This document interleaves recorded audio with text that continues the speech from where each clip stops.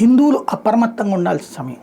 అదేంటి ఏమైనా గొడవలకు వస్తారా, కొడతారు, తిడతారు, ఇది జరిగే చోట్ల జరుగుతుంటే కానీ అలాంటిది కాదు. కానీ ఇప్పుడు మానసిక దాడి ప్రారంభమవుతుంది. మాటలతో కావచ్చు, మీడియాతో కావచ్చు, ప్రింట్ మీడియాతో కావచ్చు, సోషల్ మీడియాతో కావచ్చు.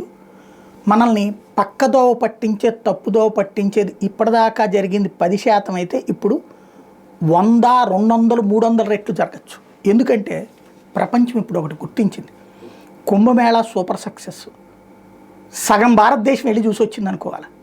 దేశ జనాభా 140 కోట్లు, అందులో 66 కోట్ల మంది వెళ్ళారంటే ఏంటి, దాదాపుగా సగం మంది వెళ్ళిపోయినట్టు. అంతమంది సందర్శించి రావడం.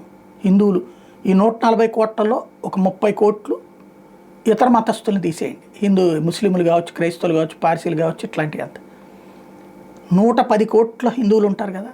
110 కోట్లలో 66 కోట్ల దాకా వెళ్ళారంటే దాదాపుగా సగానికి పైగా, అంటే 60% దగ్గరగా వెళ్ళినట్టు.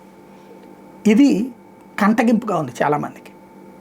ఇప్పటికే సరే నీళ్లలో కాలుష్యం అని ఇంకోటని రచ్చ చేశారు, బట్ హిందువులు పట్టించుకోలేదు. కానీ ఇక మీ మధ్యన కులాల వారి చిచ్చు పెడతారు, మీ మధ్యన ప్రాంతాల వారి చిచ్చు పెడతారు, మీ మధ్యన భాషల వారి చిచ్చు పెడతారు.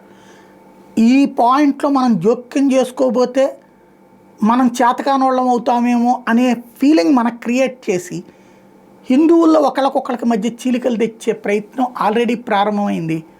అది భాషల పేరుతో ప్రారంభమైంది, సరిహద్దుల పేరుతో ప్రారంభమైంది. రాబోయే రోజుల్లో మరింత చేస్తారు. ఎందుకంటే హిందూ ఐక్యంగా ఉండటం, హిందూ చైతన్యవంతం కావడం ఈ దేశంలోని కొన్ని వర్గాలకు నచ్చదు. శతాబ్దాలుగా అదే జరుగుతూ వచ్చింది.